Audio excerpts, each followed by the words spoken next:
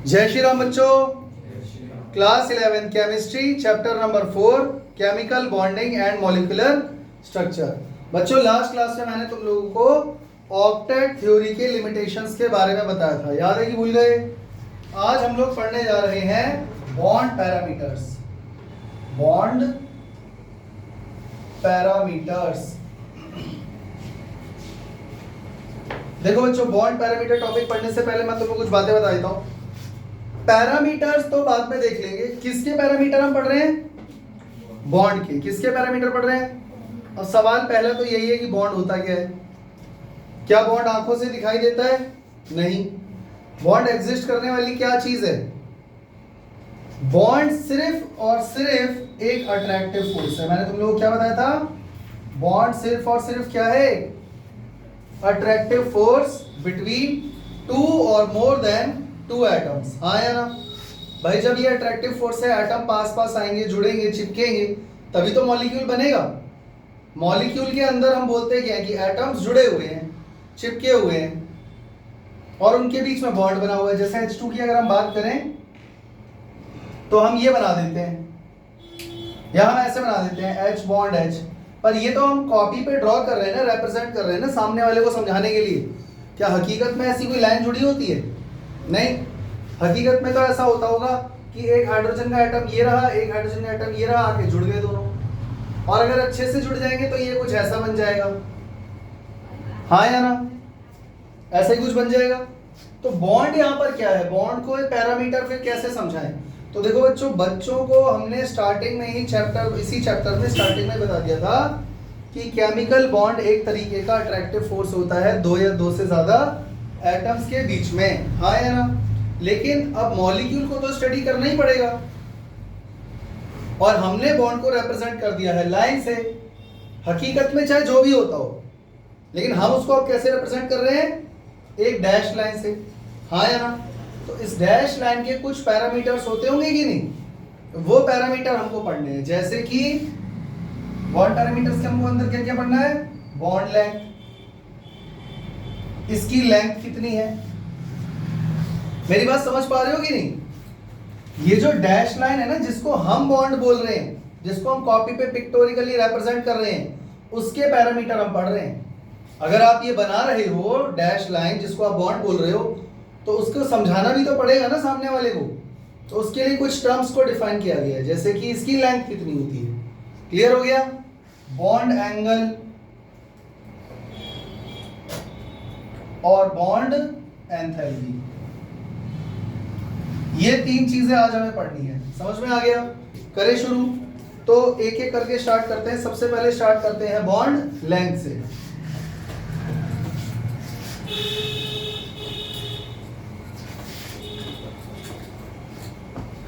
Bond parameter में सबसे पहले स्टार्ट करते हैं बच्चों बॉन्ड लेंथ से। बच्चों बॉन्ड लेंथ से तुमको क्या समझ में आ रहा है? क्या ये टॉपिक इससे पहले हमने कभी कहीं पढ़ा है? पढ़ा है ना? दो एटम के न्यूक्लियस के, जो दो एटम है जो जुड़े हुए हैं, उनके न्यूक्लियस के बीच में जो एवरेज डिस्टेंस होता है उसको हम क्या बोलते हैं? Bond length. सिंपल सी बात है। देखो मेरी बात सुनो, मैं तुम्हें एक बात और बता देता हूं। ये जो भी आज हम पढ़ने जा रहे हैं ना, ये सिलेबस को कंप्लीट करने के लिए बस एक पढ़ना पड़ रहा है। मैं ये नहीं कह रहा कि इंपॉर्टेंट नहीं है, सीरियस होकर मत देखो, इंपॉर्टेंट तो सभी कुछ है, लेकिन असली जो मॉलिक्यूल का स्ट्रक्चर होता है ना, वो आपको समझ में आएगा VSEPR थ्योरी में, VBT में, हाइब्रिडाइजेशन में, और MOT मॉलिक्यूलर ऑर्बिटल थ्योरी में। वो जब थ्योरीज आएंगी ना, वहां पे तुम्हें असली में चीजें पढ़नी है कि हकीकत में हो क्या रहा है। समझ में आ गया? यहाँ पर बस ये छोटी मोटी चीजें हैं जो हमें चैप्टर के बीच में ऑनगोइंग पढ़नी पड़ रही है, क्योंकि चैप्टर तो खत्म करना ही है। समझ में आ गया? तो अब बताओ बॉन्ड लेंथ क्या होता है? बच्चा बच्चा जानता है ये बात कि अगर दो एटम्स के बीच में न्यूक्लियस टू न्यूक्लियस अगर मैं एक लाइन जोड़ दूं, तो इसकी जो लेंथ होगी x, इसको हम क्या बोलेंगे? क्या बोलेंगे? Bond length. यानी कि it is the average distance between the nuclei of two atoms bonded together in a molecule. समझ में आ गया? अब यहां पर जरूरी है कि मॉलिक्यूल में 2 ही एटम रहे हो, 2 से ज्यादा भी हो सकते हैं। तो मुझे यहां पर क्या लिखना चाहिए, 2 और मोर देन 2 एटम या सिर्फ 2 एटम? नहीं, हमें यहाँ 2 एटम ही लिखना चाहिए। उसका रीजन समझो बच्चों। जैसे अगर मान लो मैं लिखता हूं CH3Cl, ठीक है, क्लोरोमीथेन, तो इसका स्ट्रक्चर कैसा होता है? कार्बन के साथ 3 हाइड्रोजन जुड़े हुए हैं और एक क्लोरीन जुड़ा हुआ है। समझ गए? तो क्या यहाँ पर 2 और मोर देन 2 एटम्स हैं? हाँ, लेकिन बॉन्ड लेंथ तो आप किसी एक ही की निकाल रहे होगे ना। माना कि यहाँ पर टोटल 5 एटम है कार्बन के समेत, सही है, लेकिन बॉन्ड लेंथ आप किसकी निकाल रहे हो? सबकी एक साथ इकट्ठा निकाल लोगे? क्या सबकी बॉन्ड लेंथ सेम है? भाई कार्बन हाइड्रोजन की सेम हो सकती है, यहाँ पे यहाँ पे यहाँ पे, इसकी तो अलग होगी ना। तो इसका मतलब कार्बन और क्लोरीन का जो एटम है उसके बीच में जो बॉन्ड लेंथ होगी उसमें केवल यही 2 एटम देखे गए होंगे। तो इसका मतलब बॉन्ड लेंथ क्या है? Average distance between the nuclear of 2 वो वाले एटम जिनके बीच में आप बॉन्ड लेंथ फाइंड कर रहे हो। बात समझ में आ गई? पक्का?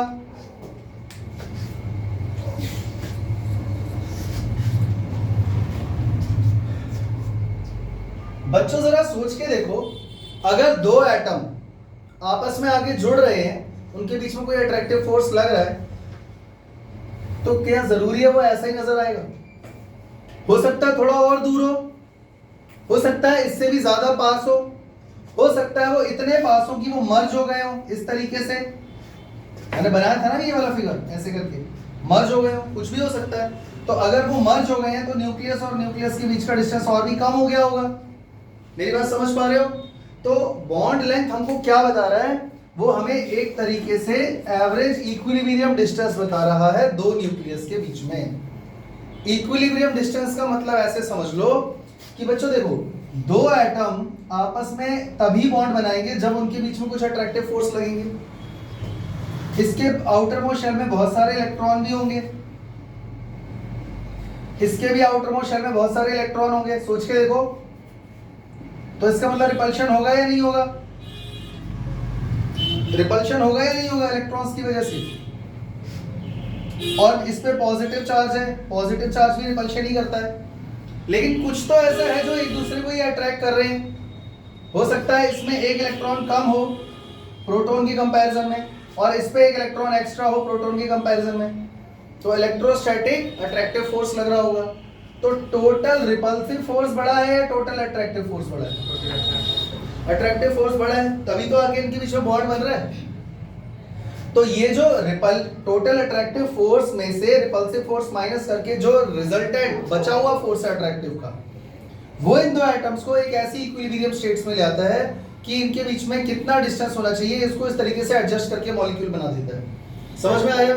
तो तब उस टाइम पे जो 2 न्यूक्लियस के बीच का डिस्टेंस होता है उसी को हम लोग बोलते हैं बॉन्ड लेंथ। समझ में आ गया?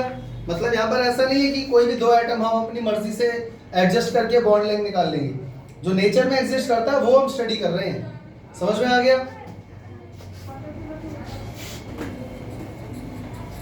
यानी कि बॉन्ड लेंथ एक और चीज बता रहा है, it represents the equilibrium distance between the nuclei of 2 atoms। समझ में आ गया बच्चों? बॉन्ड लेंथ की जो बॉन्ड की जो लेंथ है उसकी रेंज क्या है? किलोमीटर में है, मीटर में है, सेंटीमीटर में है, माइक्रोमीटर में है, मिलीमीटर में है, किस में है? बोलो बच्चों, रेंज ऑफ बॉन्ड लेंथ क्या है? Picometre, angstrom. समझ में आ गया? ये एंगस्ट्रॉम की रेंज में होता है। 1 एंगस्ट्रॉम इक्वल टू 10⁻⁻10 मीटर होता है। क्लियर हो गया? और अगर न्यूक्लियस के साइज की बात करें तो उसका साइज क्या है? Fermi metre, 10⁻⁻15 metre. तो जो देखो जो एटम का रेडियस किस रेंज में होता है? एंगस्ट्रॉम। तो 2 एटम के न्यूक्लियस के बीच में जो डिस्टेंस है वो भी एटम के ही साइज की ही रेंज में होगा ना।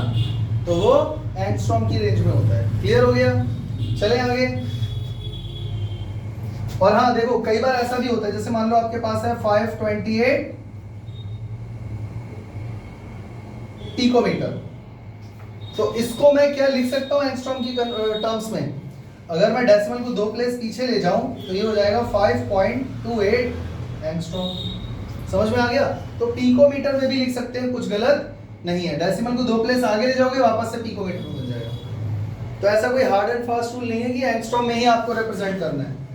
हम इसको पिकोमीटर में भी लिख सकते हैं, नैनोमीटर में भी ला सकते हैं। समझ में आ गया? तो बच्चों नैनोमीटर कितना होता है? 10⁻⁻9 मीटर। पिकोमीटर कितना होता है? 10⁻⁻12 मीटर।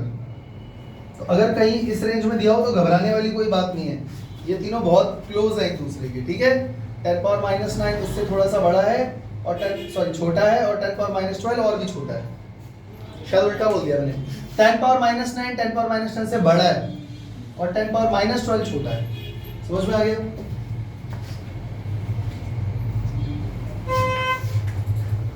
चले आगे बच्चों, बॉन्ड लेंथ की कहानी समझ में आ गई। कुछ भी नहीं है, ज्यादा टेंशन नहीं लेनी, ज्यादा दिमाग पे स्ट्रेस नहीं डालना, कोई बहुत बड़ी चीज नहीं है। दो एटम के बीच में जो बॉन्ड बन रहा है ना, जिसको हम लोग डैश लाइन से डिनोट करते हैं, हालांकि हकीकत में वो एग्जिस्ट नहीं करता, वो आंखों से नजर नहीं आता। दो एटम के न्यूक्लियस के बीच का जो एवरेज डिस्टेंस होता है उसी को हम क्या बोल देते हैं? Bond length. पर क्योंकि कॉपी पे हम उसको डैश लाइन से बनाते हैं, तो इसीलिए बच्चे को लगता है कि जो डैश बना रहे हैं इसकी लेंथ है ये, और कोई डैश वैश एग्जिस्ट नहीं करता भाई। वो बस दो एटम के न्यूक्लियस के बीच का एवरेज डिस्टेंस है, जब वो इक्विलिब्रियम में मिनिमम डिस्टेंस अटेन करते हैं। समझ में आ गया? चलें आगे।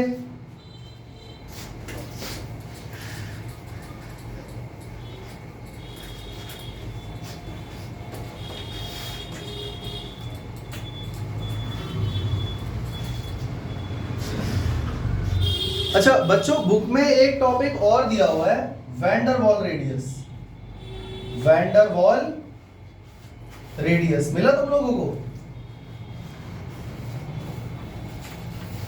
एनसीईआरटी में देखो, एक वैन डर वाल रेडियस करके टॉपिक दिया हुआ है। हाँ ये रहा, यही है।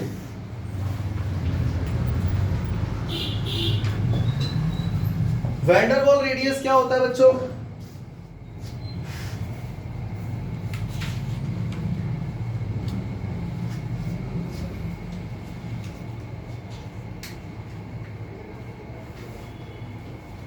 देखो सुनो, अगर दो सिमिलर मॉलिक्यूल्स हैं तो उनके बीच में जो एवरेज डिस्टेंस होता है उसका अगर मैं हाफ कर दूं तो मेरे पास क्या आ जाएगा?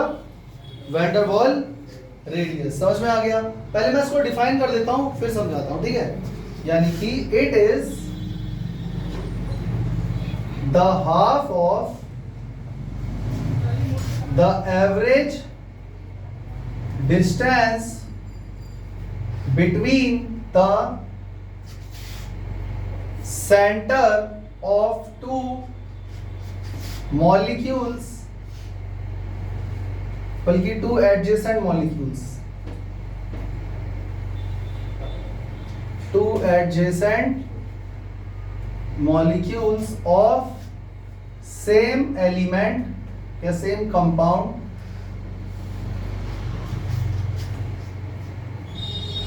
in a solid or gaseous state।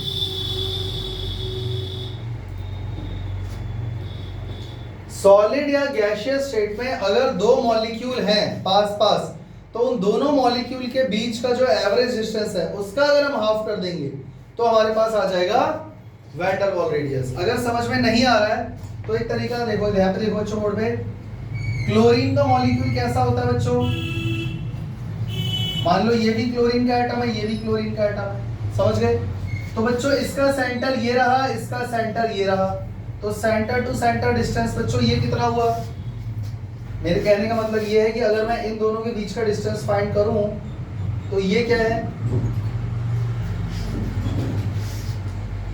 इस डिस्टेंस का अगर हम हाफ कर दें तो हमारे पास क्या आ जाएगा बच्चों? Atomic radius. ये बॉन्ड लेंथ है। अरे भैया Cl2 को नहीं पहचानते क्या? क्लोरीन का मॉलिक्यूल, तो ये क्लोरीन का पूरा मॉलिक्यूल बन गया ना, तो यहां से यहां तक का डिस्टेंस क्या हुआ? बॉन्ड लेंथ इसका हाफ कर दूं तो एटॉमिक रेडियस। सब भूल गए ना, समझ पा रहे हो? अच्छा,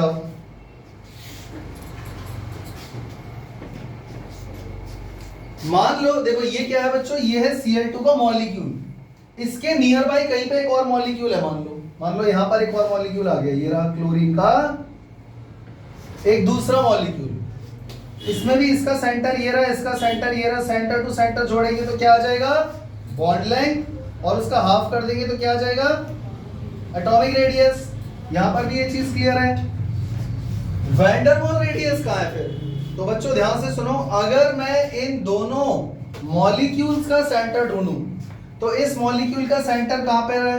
ये रहा, और इस मॉलिक्यूल का सेंटर कहां पर है? ये रहा। एवरेज एवरेज, तो यहां से यहां तक का जो डिस्टेंस है ना बच्चों, ये जो डिस्टेंस है दो मॉलिक्यूल्स के बीच का डिस्टेंस, दो मॉलिक्यूल्स के सेंटर के बीच का डिस्टेंस, इसका अगर मैं हाफ कर दूं तो मेरे पास क्या आ जाएगा बच्चों?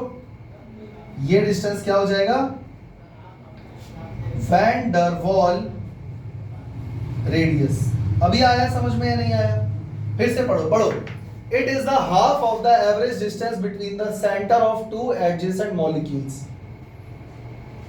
Adjacent atom नहीं है, दो एटम के बीच का डिस्टेंस ढूंढोगे तो वो तो बॉन्ड लेंथ हो जाएगी ना भैया। दो मॉलिक्यूल्स के बीच का एवरेज डिस्टेंस जो होता है, उनके सेंटर के बीच में जो डिस्टेंस होता है, उसको हम क्या बोलते हैं? उसके हाफ को क्या बोलते हैं? Van der Waals radius. Clear हो गया? तो बच्चों 2 मिनट के लिए ऐसा मान लेते हैं, ये लाइन थोड़ी सी टेढ़ी हो गई है,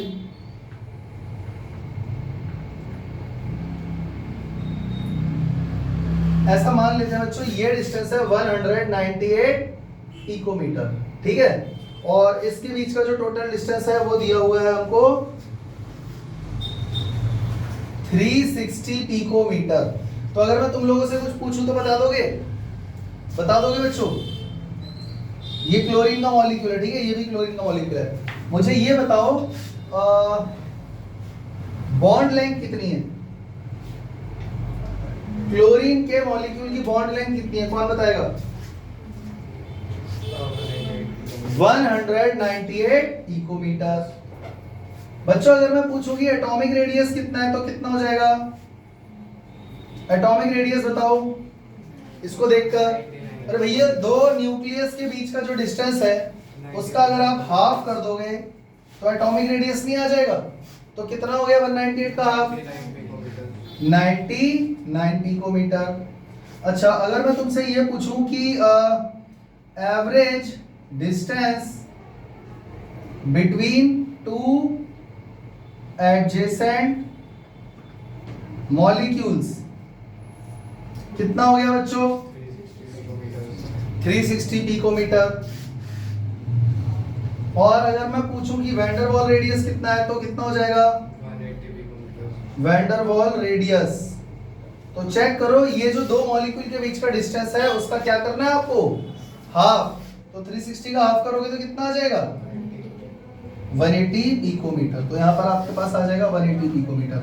अभी तुम लोगों को समझ में आया वैन डेर वाल्स रेडियस या नहीं? पहले इतना बता दो। आ गया? पक्का? चले आगे।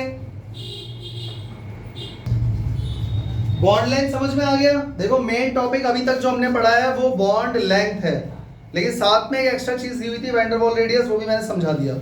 तो बॉन्ड लेंथ को अफेक्ट करने वाले कौन कौन से फैक्टर्स हैं, मतलब अब हम पढ़ने जा रहे हैं फैक्टर अफेक्टिंग बॉन्ड लेंथ। वो कौन कौन से फैक्टर हैं जो बॉन्ड लेंथ को अफेक्ट करते हैं, बताइए। तो देखो भाई, number 1 bond order. Bond order, bond order जानते हो या नहीं? Single bond, double bond, triple bond, समझ में आ गया? तो हम ये बात बचपन से पढ़ते आ रहे हैं, बॉन्ड ऑर्डर जितना कम होगा बॉन्ड लेंथ उतनी ज्यादा होगी, यानी कि as the bond order increases the bond length will decrease. इसको मेरे ख्याल से हम लोग को ऐसे लिखना चाहिए था, bond length is inversely proportional to bond order. अब आप चेक कर लो, ऊपर जो स्टेटमेंट लिखा है उसका मतलब यही है। अगर आप बॉन्ड ऑर्डर बढ़ाओगे तो बॉन्ड लेंथ कम हो जाएगी। नहीं समझ में आ रहा तो एक छोटा सा एग्जांपल लेते हैं बच्चों। कार्बन कार्बन सिंगल बॉन्ड की बॉन्ड लेंथ कितनी होती है? 154 पिकोमीटर। समझ में आ गया? अगर दो कार्बन के एटम है, उनके बीच में सिंगल बॉन्ड अगर बन रहा है, अल्केन, पढ़ा है ना 10th क्लास में, अल्केन, अल्कीन, अल्काइन, तो कार्बन कार्बन के बीच में बॉन्ड लेंथ कितनी होती है? कार्बन कार्बन डबल बॉन्ड में अगर हो तो फिर कितनी होती है बॉन्ड लेंथ? 134 पिकोमीटर। कुछ बुक्स में 133 भी दिया होता है, वैसे 134 पिकोमीटर होती है। क्लियर हो गया? कार्बन कार्बन अगर ट्रिपल बॉन्ड है तो इसकी बॉन्ड लेंथ होती है बच्चों 120 पिकोमीटर। अब आप चेक करो, बॉन्ड ऑर्डर बढ़ रहा है, यानी कि जैसे जैसे मैं नीचे जा रहा हूं क्या बढ़ रहा है? बॉन्ड ऑर्डर इंक्रीज हो रहा है। और आप चेक करो, जैसे जैसे आप नीचे जा रहे हो बॉन्ड लेंथ क्या हो रही है? डिक्रीज। कोई दिक्कत? अरे भाई समझ में आएगी नहीं है? एक और एग्जांपल दूं, नाइट्रोजन वाला। नाइट्रोजन में भी सिंगल डबल और ट्रिपल बॉन्ड एग्जिस्ट करता है, तो वहां भी यही होगा, बॉन्ड ऑर्डर बढ़ेगा तो बॉन्ड लेंथ घटेगी। समझ में आ गया? आप इसको ऐसे भी समझ सकते हो, समझना ही है अगर तो।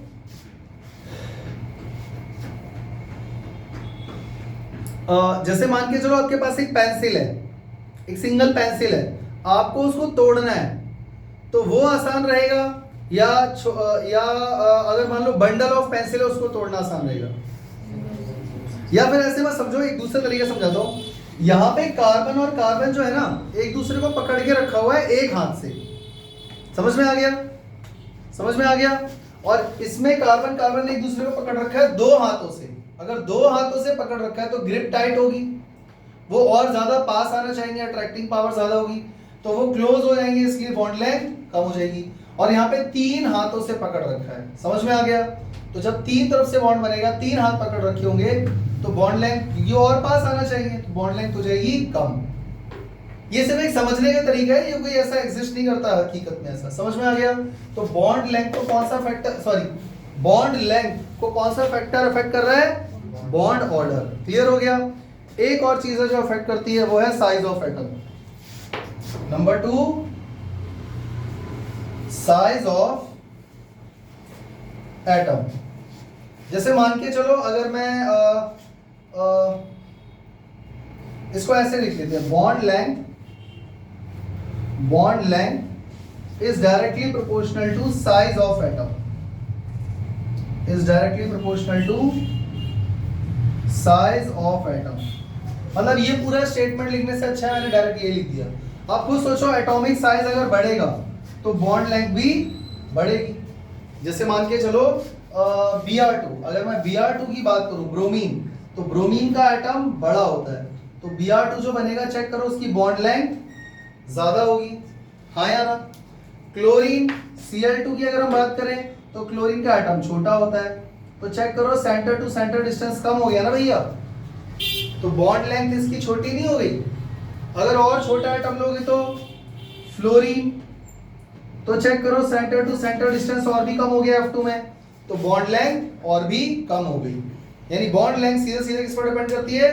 साइज ऑफ एटम पे। जितने बड़े एटम होंगे उनका सेंटर टू सेंटर डिस्टेंस उतना ही ज्यादा होगा, तो बॉन्ड लेंथ भी ज्यादा होगी। और साइज ऑफ एटम छोटा होगा तो बॉन्ड लेंथ भी छोटी होगी। मेरी बात समझ में आ गई? पक्का? चले आगे। अब हम लोग पढ़ने जा रहे हैं बच्चों बॉन्ड एंगल।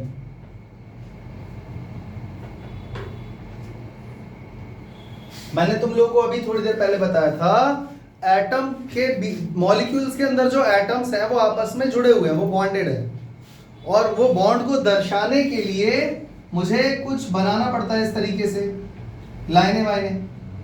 ये वाटर का मॉलिक्यूल है, तो ये जो मैं लाइनें बना रहा हूं ना, ये बॉन्ड ही रिप्रेजेंट हो रहा है। तो जब ये बॉन्ड को आप लाइन के द्वारा रिप्रेजेंट कर ही रहे हो, जो हकीकत में एग्जिस्ट नहीं करता, तो उसके बारे में भी तो चीजें बतानी पड़ेंगी ना।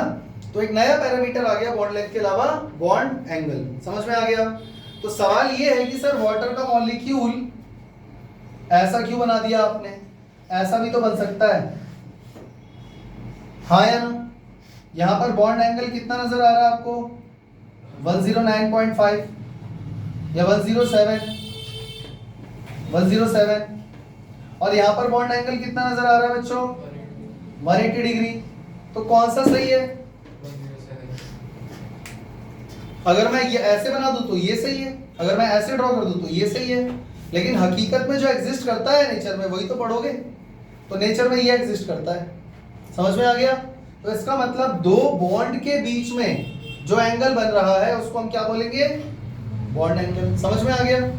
तो ये तो बड़ी आसान सी डेफिनेशन हो गई। दो बॉन्ड के बीच में बनने वाला एंगल कहलाता है बॉन्ड एंगल। सही भी है, छोटा है, आसान है, सही है। लेकिन बच्चों क्या ये बॉन्ड बोलना सही रहेगा, दो बॉन्ड के बीच में बनने वाला एंगल? बल्कि हकीकत में ये एक ऐसा ऑर्बिटल है जिसके अंदर दोनों ने इलेक्ट्रॉन शेयर किया हुआ है। ऑर्बिटल याद है कि भूल गए? इसमें एक इलेक्ट्रॉन ऑक्सीजन का रहा होगा, एक हाइड्रोजन का रहा होगा, हाँ या ना? तो ये एक ऐसा ऑर्बिटल है जिसके अंदर दोनों ने अपना अपना एक इलेक्ट्रॉन शेयर किया हुआ है। ये भी एक ऑर्बिटल है जिसके अंदर दोनों ने अपना अपना एक इलेक्ट्रॉन शेयर किया होगा। क्या मैं ये बोल सकता हूं it is the average angle form between the two orbitals, bonding orbitals, in which electron is donated by both the atoms. मेरी बात समझ में आ गई? देखो अगर आसान वाली डेफिनेशन लिखनी है ना तो आप सीधा सीधा ये लिख दो, it is the average angle formed between the two bonds। पर अगर आपको समझ के लिखना है तो आप ये लिख सकते हो, it is the average angle formed between the two bonding atomic orbitals, atomic orbitals. इन दोनों डेफिनेशंस का सेम ही मीनिंग है, कोई फर्क नहीं पड़ता। दो बॉन्ड के बीच में बनने वाला एंगल भी बॉन्ड एंगल ही है, और यहां पर बस दो बॉन्ड को चेंज करके बॉन्डिंग एटॉमिक ऑर्बिटल कर दिया, क्योंकि मैं इसको बॉन्ड की बजाय क्या बोलना चाह रहा हूं, एक ऐसा ऑर्बिटल जिसमें दोनों ने अपने इलेक्ट्रॉन शेयर किए हुए हैं। बात समझ में आ गई? तो कोई फर्क नहीं है। तो बस तुम लोगों को ये समझना है कि बॉन्ड एंगल होता क्या है। अभी फिलहाल तुमको बॉन्ड एंगल याद करने की कोई जरूरत नहीं है। जब हम VSEPR थ्योरी या VBT हाइब्रिडाइजेशन ये सब पढ़ेंगे ना, तब आपको कुछ सर्टेन मॉलिक्यूल्स के एंगल याद करने पड़ेंगे। तो अभी मैं तुमको एंगल याद करने पर कोई जोर नहीं दे रहा हूं। यहां पर बस मैंने तुम्हें एक एग्जांपल जरूर समझा दिया। जैसे वाटर का मॉलिक्यूल ऐसे स्ट्रेट हॉरिजॉन्टल स्ट्रेट लाइन नहीं बनता है, वो यही बनता है। देखो ये रहा ऑक्सीजन, जैसे H2 की अगर हम बात करें बच्चों, तो ऑक्सीजन और हाइड्रोजन के बीच में एंगल क्या बनता है, 107 डिग्री, क्योंकि इसके पास दो लोन पेयर भी हैं।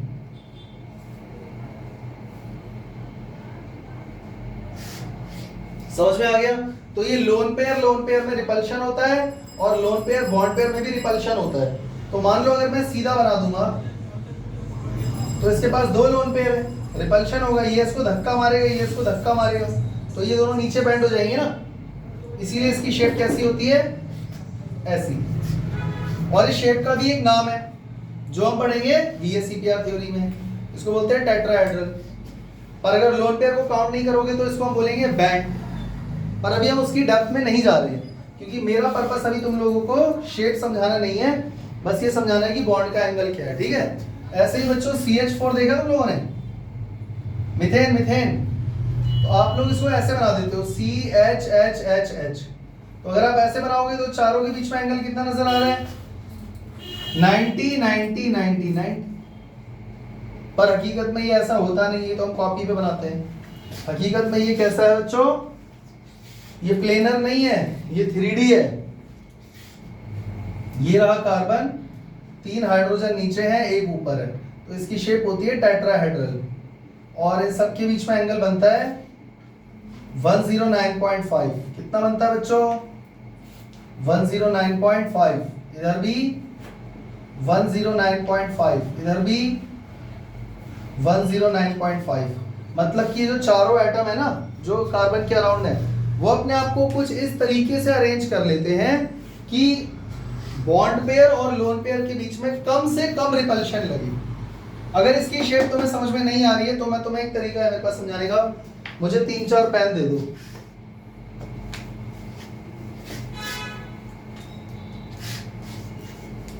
मान लो बच्चों यहाँ पर कार्बन है, यहाँ पर कौन है? कार्बन। मेरे हाथ में कार्बन है, दिख रहा है? अरे मुझे भी नहीं दिख रहा है, इमेजिन कर लो। इसके साथ एक हाइड्रोजन जुड़ा हुआ है जो ऊपर की तरफ है ऐसे, एक इधर की तरफ है नीचे, एक इधर की तरफ जा रहा है नीचे और एक इधर जा रहा है। ये शेप नजर आ रही है बच्चों? नजर आ रही है? यही है मीथेन की शेप। अब आप चेक करो इन दोनों के बीच में एंगल कितना है? 109।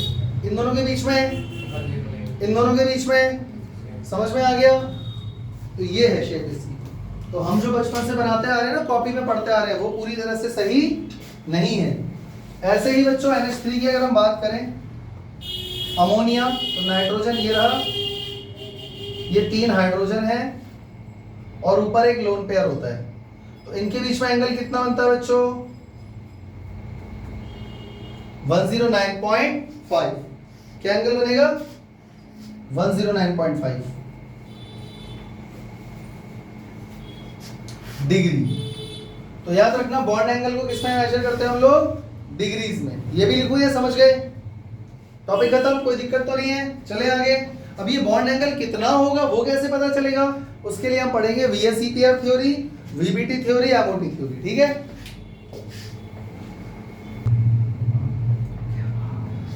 अब हम लोग पढ़ने जा रहे हैं बच्चों बॉन्ड एंथैल्पी। बच्चों ये टॉपिक कुछ पढ़ा पढ़ा सा लग रहा है, याद है कि भूल गए?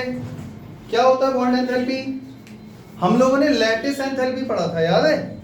लैटिस एंथैल्पी, लैटिस एंथैल्पी क्या बताया था मैंने? एंथैल्पी का मतलब होता है एनर्जी, बॉन्ड का मतलब बॉन्ड की एनर्जी। मतलब कहीं ये तो नहीं बोल रहे इनडायरेक्ट वे में कि बॉन्ड आखिर कितना मजबूत है, दो एटम के बीच में जो बॉन्ड बन रहा है वो कितना मजबूत है। तो अगर मान लो आपको किसी चीज की मजबूती चेक करनी है तो कैसे चेक करोगे? मैंने पहले भी बताया था, उसको तोड़कर पता चलेगा ना। अरे भाई लकड़ी की पेंसिल है, आराम से टूट गई, मतलब कि उसमें कम एनर्जी है, वो कम मजबूत है। अगर आप एक लोहे की पेंसिल लोगे, उसको मोड़ोगे तोड़ोगे तो वो नहीं टूटेगी, इसका मतलब वो ज्यादा मजबूत है। तो कोई भी चीज कितनी मजबूत है ये पता करने के लिए करेंगे क्या हम लोग? उसको तोड़ेंगे। समझ में आ गया? तो हम यहाँ पर बॉन्ड को क्या करने वाले हैं? तोड़ने वाले हैं। और बॉन्ड को तोड़ने के लिए हमको एक मॉलिक्यूल चाहिए। एक मॉलिक्यूल इतना छोटा होता है कि उसमें हम एक मॉलिक्यूल के अंदर 2 एटम को तोड़ना थोड़ा मुश्किल है, तो इसीलिए हम 1 मोल मॉलिक्यूल लेंगे। समझ में आ गया? और उसमें दोनों एटम्स को तोड़ने में जो एनर्जी खर्च हुई उसको बोलेंगे बॉन्ड एंथैल्पी पर मोल। नहीं आया समझ में? पर मोल इसलिए क्योंकि आपने 1 मोल मॉलिक्यूल लिया ना, तो थोड़ी ज्यादा एनर्जी देनी पड़ेगी, वरना कहां से लाओगे एक molecule?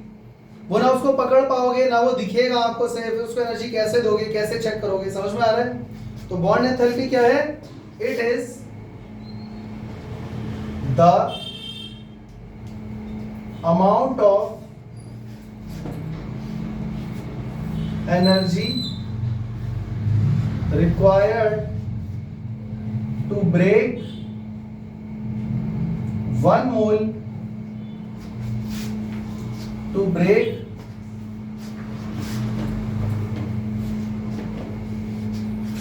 bond between 2 atoms of 1 mole molecule। समझ में आ गया? वैसे हकीकत में इसका मतलब ये नहीं है, बॉन्ड एंथैल्पी का मतलब है बॉन्ड की एनर्जी, कि वो कितनी मजबूती से जुड़ा हुआ है। लेकिन वो चेक करने के लिए कि कितनी मजबूती से जुड़ा है उसको आपको तोड़ना ही पड़ेगा। जितनी मजबूती से वो जुड़ा है उतनी ही एनर्जी अगर मैं उसे दे दूं तो वो टूट भी जाएगा। तो उसको तोड़ने के लिए जो एनर्जी मुझे देनी पड़ी उसको बोलते हैं बॉन्ड एंथैल्पी। समझ में आ गया? समझ में आ गया? तो बॉन्ड एंथैल्पी को किस में मेजर करते हैं बच्चों? It is measured in kilojoule per mole. बच्चों ये एनर्जी पॉजिटिव होगी या नेगेटिव होगी? पॉजिटिव होगी या नेगेटिव होगी? तो कोई भी एनर्जी पॉजिटिव है नेगेटिव हम किसके नजरिए से देखते हैं, हमारे या एटम के? एटम या मॉलिक्यूल के नजरिए से देखोगे। तो हम ये एनर्जी दे रहे हैं बॉन्ड को तोड़ने के लिए, पर आपको मॉलिक्यूल या एटम के नजरिए से देखना, उसको एनर्जी मिल रही है, उसको एनर्जी मिल रही है, एटम या मॉलिक्यूल को तो मिल रही है ना, तो इसीलिए पॉजिटिव होगी। तो this energy is always positive. Clear हो गया? एक एग्जांपल देखिए बच्चों, जैसे मान लो H2 का मॉलिक्यूल है, इसको मैंने कुछ एनर्जी दी, हीट एनर्जी या लाइट एनर्जी जो भी है, और ये टूट गया, बन गया ये H प्लस H, और अब ये गैसियस एटम बन गया। एटम बन गया तो गैसियस स्टेट में हुआ ना। तो इस बॉन्ड को तोड़ने के लिए जो मैंने एनर्जी दी, चाहे वो कोई सी भी एनर्जी हो, हीट हो, लाइट हो, इलेक्ट्रिकल एनर्जी हो, जो भी एनर्जी मैंने दी, उस एनर्जी को हम क्या बोलेंगे? Bond dissociation enthalpy. अच्छा, इसका एक और नाम भी है बॉन्ड, इसको हम लोग क्या बोलते हैं? इसको आप बॉन्ड एंथैल्पी बोलो या बॉन्ड डिसोसिएशन एंथैल्पी बोलो, दोनों बातों का एक ही मतलब है। Bond enthalpy, bond dissociation enthalpy, तोड़ने वाली एनर्जी, दोनों का एक ही मतलब है। तो बच्चों इसमें कितनी एनर्जी रिलीज हुई, सॉरी कितनी एनर्जी मुझे इसको देनी पड़ेगी? अब उसकी एग्जैक्ट वैल्यू क्या है वो आपसे कोई नहीं पूछने वाला एग्जाम में, समझ में आ रहा है? बट फिर भी लिख देते हैं, कितनी है इसकी वैल्यू? 435 किलो जूल पर मोल। अप्रोक्सीमेटली मैंने एक वैल्यू लिख दी है यहाँ पे, समझ में आ गया? ऐसे ही मान लो आपके पास अगर O2 मॉलिक्यूल है, अगर आपने इसको एनर्जी दी तो ये बन जाएगा O प्लस O, एटम बन गए, दो गैसियस एटम। तो इसमें आपको कितनी एनर्जी देनी पड़ेगी? 493 किलो जूल पर मोल। समझ में आ रहा है? तो ऐसे ही अलग अलग मॉलिक्यूल लेते रहो, उनको तोड़ते रहो, जो एनर्जी आपको देनी पड़ रही है वही होगी उसकी बॉन्ड डिसोसिएशन एंथैल्पी। अच्छा बच्चों, मुझे एक बात बताओ, अगर मैं तुमसे ये पूछूं ये वाला बॉन्ड ज्यादा स्ट्रॉन्ग था या ये वाला, तो इसका आंसर कौन सा सही होगा? हाइड्रोजन में बॉन्ड ज्यादा स्ट्रॉन्ग बना हुआ है दो हाइड्रोजन एटम के बीच में, या ऑक्सीजन में? क्यों? क्योंकि उसमें आपको ज्यादा एनर्जी देनी पड़ी उसको तोड़ने के लिए। हाँ या ना? बात समझ में आ गई? चले आगे। बाहर की लाइट बॉन्ड डिसोसिएशन एंथैल्पी किन फैक्टर्स पर डिपेंड करता है? यानी कि अब हम पढ़ने जा रहे हैं factors affecting bond dissociation enthalpy. Number 1, bond length.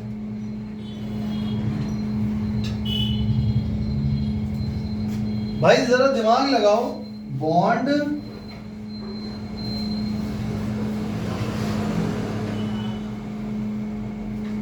Dissociation enthalpy bond length पर कैसे डिपेंड कर रही है? बच्चों बॉन्ड लेंथ जितनी ज्यादा होगी, मतलब बॉन्ड जितना लंबा होगा, उतना ही उसको तोड़ना आसान होगा या मुश्किल? आसान या मुश्किल? एक पेंसिल है, वो बहुत लंबी है, उसको तोड़ना आसान होता है या छोटी सी पेंसिल को तोड़ना आसान होता है? दिमाग लगाओ ना। तो इसका मतलब bond dissociation enthalpy is directly proportional to bond length, यानी जितनी सॉरी उल्टा हो गया,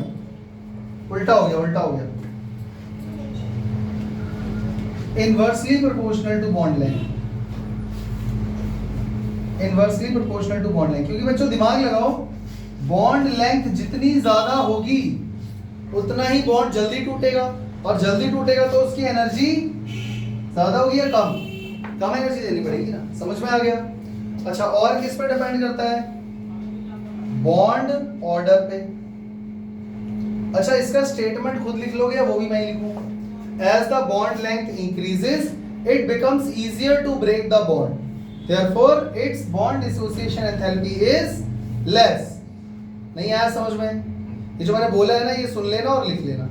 अगर मैं यहाँ पर ये स्टेटमेंट लिखने बैठ गया आपका टाइम वेस्ट हो जाएगा। लिख लोगे? अब मुझे बताओ बॉन्ड ऑर्डर पे कैसे डिपेंड करता है बॉन्ड डिसोसिएशन एंथैल्पी? देखो बच्चों, bond dissociation enthalpy is directly proportional to bond order. अच्छा, बॉन्ड ऑर्डर जानते भी हो या भूल गए? Single bond, double bond, triple bond. तो बॉन्ड ऑर्डर जितना ज्यादा होगा, मान लो ट्रिपल बॉन्ड है तो उसका बॉन्ड ऑर्डर है 3, हाँ या ना? तो बॉन्ड ऑर्डर जितना ज्यादा होगा, बॉन्ड को तोड़ना आसान होगा या मुश्किल? तो जब मुश्किल होगा तो ज्यादा एनर्जी देनी पड़ेगी ना। तो जितना ज्यादा बॉन्ड ऑर्डर उतना ही ज्यादा बॉन्ड डिसोसिएशन एंथैल्पी। लिख लोगे? स्टेटमेंट क्या लिखोगे? As the bond order increases, the bond length will decrease। क्योंकि bond order बढ़ेगा तो bond length घटेगी, and it becomes very difficult to break the bond। Therefore, more amount of energy is required to break the bond, and hence bond dissociation enthalpy will increase। नहीं आया समझ में? आ गया? इसको सुन लेना जो मैंने बोला और ऐसा का ऐसे लिख लेना। समझ में आ गया? और किस पर डिपेंड करता है बच्चों? Size of atom. मुझे उम्मीद है ये तो तुम्हें समझ में आ ही गया होगा। अगर मान लो दो एटम छोटे छोटे हैं तो उनके बीच में बॉन्ड भी छोटा बनेगा, और छोटा बॉन्ड तोड़ना मुश्किल होता है। सबसे पहले यही बताया गया था। अगर दो बड़े एटम हैं तो उनके बीच में जो बॉन्ड लेंथ है वो लंबी होगी, तो बॉन्ड लेंथ जितना ज्यादा है उतना ही उसको तोड़ना आसान होगा, हाँ या ना? तो यहां पर हम क्या लिखेंगे? Bond dissociation enthalpy is inversely proportional to size of atom।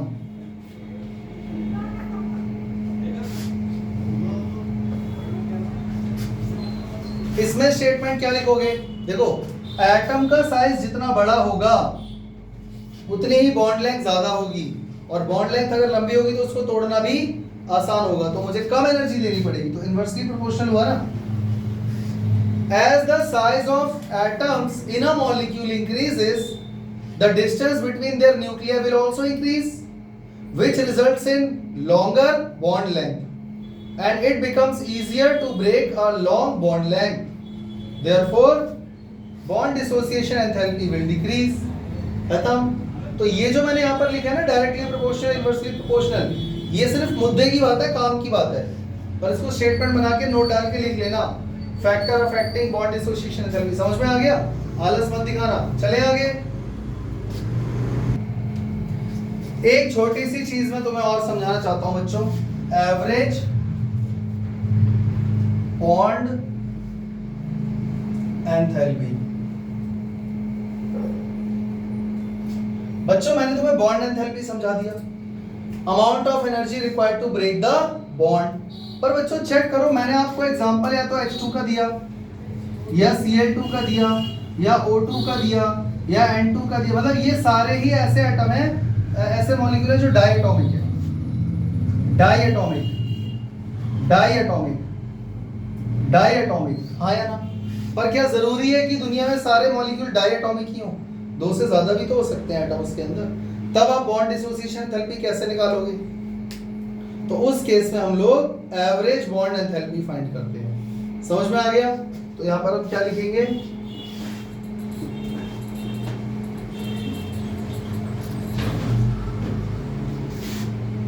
When there are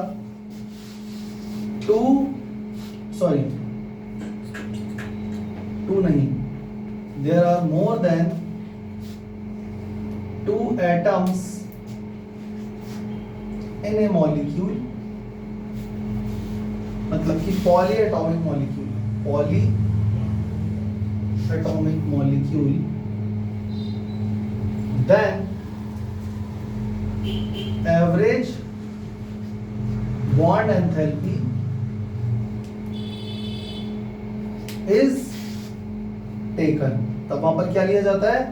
average bond enthalpy. जैसे एक छोटा सा एग्जांपल लेते हैं बच्चों वाटर का। वाटर में अब आप चेक करो ऑक्सीजन के साथ 2 हाइड्रोजन जुड़े हुए हैं, हाँ या ना? तो अगर मैं इसको बॉन्ड डिसोसिएशन एंथैल्पी दूंगा तो क्या ये जरूरी है कि तीनों एटम अलग अलग हो जाएंगे एक ही बार में? जरूरी तो नहीं है। मतलब ऐसे समझो जैसे आपके पास था वाटर, आपने इसको दी कुछ एनर्जी, बॉन्ड डिसोसिएशन एंथैल्पी, ठीक है? तो एक हाइड्रोजन का एटम अलग हो गया और बचा OH। ऐसा हो सकता है कि नहीं? मेरी बात समझे? अभी सिर्फ एक हाइड्रोजन का एटम यहां से कटकर अलग हुआ है, तो यहां पर बॉन्ड डिसोसिएशन एंथैल्पी कितनी देनी पड़ी बच्चों? मान लेते हैं 502 किलोजूल पर मोल।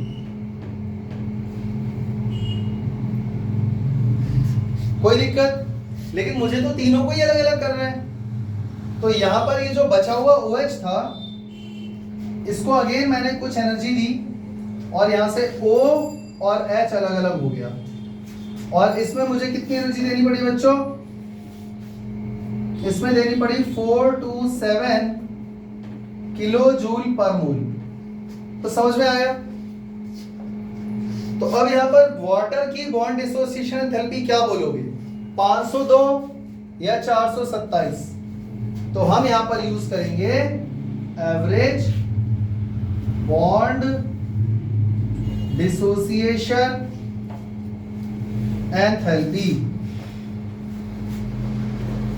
तो हम क्या करेंगे, 502 प्लस 427 को जोड़ के उसका मीन निकाल देंगे। निकाल लोगे? क्या आएगा बच्चों? 464.5 किलो जूल पर मोल। समझ में आ गया? और अगर मान लो ऐसे ही मान लो ये होता CH4 होता, तब क्या करते? तब यही प्रोसेस बार बार चलता रहता। पहले एक हाइड्रोजन अलग होगा, CH3 बन जाएगा, फिर CH3 को एनर्जी दोगे CH2 बनेगा, दूसरा हाइड्रोजन अलग हो जाएगा, फिर CH2 एनर्जी दोगे तो CH अलग हो जाएगा, H अलग हो जाएगा, और लास्ट में C और H भी अलग हो जाएगा। फिर उन चारों का एवरेज निकाला जाएगा इन केस ऑफ मीथेन। ये समझ में आ गया? तो हमें बस क्या करना होता है, उन सबका एवरेज निकालना होता है। अच्छा एक क्वेश्चन पूछूं बच्चों, जरा चेक करो, जब यहां पर एनर्जी दी गई थी तो बॉन्ड दोनों थोड़ी टूटे थे, एक ही टूटा था। कौन सा वाला टूटा था? O और H का, हाँ या ना? कितनी एनर्जी देनी पड़ी? 502 किलोजूल पर मोल। अच्छा, जब दोबारा मैंने एनर्जी दी तो बच्चों बॉन्ड कौन सा टूटा? ये भी O और H का ही बॉन्ड है, सेम वैसा ही बॉन्ड है, उतनी ही बॉन्ड लेंथ है, सेम वैसा ही एटॉमिक ऑर्बिटल है, सब कुछ सेम है। तो जब ये वाला बॉन्ड मुझे तोड़ना पड़ा तो ये एनर्जी कम क्यों देनी पड़ी? सोच के बताओ।